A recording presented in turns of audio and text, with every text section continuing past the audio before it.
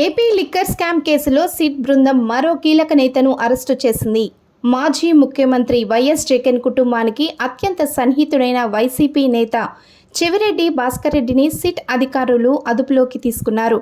నిన్న ఆయన తన సన్నిహితుడు వెంకటేష్ నాయుడుతో కలిసి బెంగళూరు నుంచి కొలంబోకు వెళ్లే ప్రయత్నంలో ఉండగా విమానాశ్రయ పోలీసులు చెవిరెడ్డిని అడ్డుకున్నారు.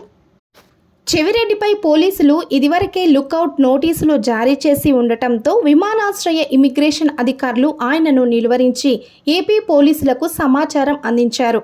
దీంతో ఏపీ నుంచి సిట్ బృందం బెంగళూరుకు వెళ్లి నిన్న రాత్రి వారిద్దరినీ అరెస్టు చేసింది.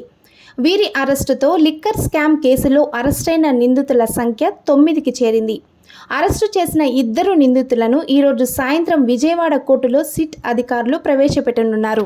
లిక్కర్ స్కామ్ కేసులో కీలక నిందితుడైన రాజ్ కసిరెడ్డి నుంచి మద్యం, ముడుపుల డబ్బు పెద్ద ఎత్తున చెవిరెడ్డి భాస్కర్ రెడ్డికి చేరిందని, ఆ డబ్బు కథ ఎన్నికల్లో వైసీపీ అభ్యర్థులకు చేరవేశారని సిట్ అధికారుల విచారణలో గుర్తించారు.